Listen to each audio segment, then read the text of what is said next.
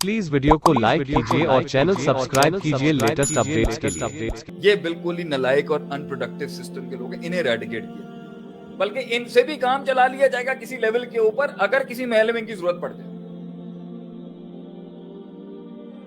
पाकिस्तान का एक बहुत बड़ा मसला जिसकी वजह से पाकिस्तान के अंदर आज इतना फसाद हो रहा है और इतनी ज्यादा एनार्की हुई है, वो ये इल्म से दूरी। ये इसलिए है क्योंकि हमने बड़े बड़ी कदावर शख्सियतों, बड़े बड़े कदावर शख्सियात को जो है वो पसे पुष्ट फेंक के शोबदेबाजों को मसनदों और सीटों में बिठा दिया। और ये क़यामत की निशानी है कि अहले इल्म को छोड़ दिया। अगर उसका शर है और वो जाती शर है, कौम के शर को नहीं कहता मैं कॉम्प्रोमाइज की, मगर उसकी खैर इज्तिमाई है।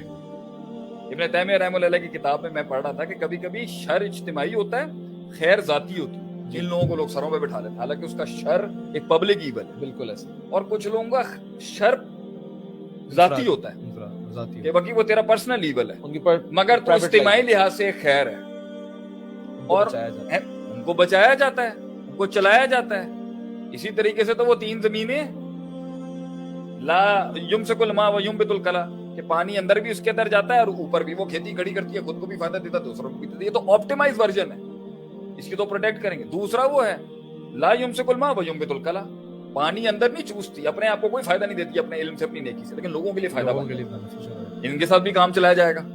तीसरे अल क़यान ला युमसिकुल मा व ला युंबितुल कला, ना उसमें पानी अंदर जाता है, ना उसमें पानी ऊपर, ना खेतियां ऊपर ना खेतियां नीचे, और यूं स्टीप। ये बिल्कुल ही नालायक और अनप्रोडक्टिव सिस्टम के लोग हैं, इन्हें रेडिकेट किया, बल्कि इनसे भी काम चला लिया जाएगा किसी लेवल के ऊपर अगर किसी महल में इनकी जरूरत पड़े। तो मैं कहता हूं किसी जगह के ऊपर आप सल्लल्लाहु अलैहि वसल्लम ने शायरी से अगर मुकाबला करना था तो आप बुलाते थे हसन बिन साबित को, लाओ भाई उसको ऐसे करो मुकाबला।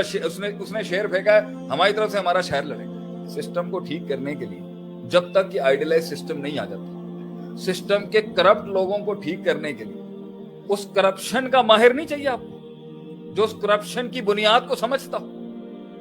जो गुनाह की बुनियाद को समझता ही नहीं है वो गुनाहगार को डील कैसे करेगा। सिस्टम में चोरी पकड़ने के लिए दुनिया के सबसे बड़े इदारे चोर ही से मशवरा कर रहे हो, तो सिस्टम को चलाने के लिए सिस्टम को जो जानते हैं चाहे बुरे ही हैं, क्या उनको यूज नहीं किया जा सकता, चैनलाइज करके कि उसको लिमिट कर दिया जाए आगे से।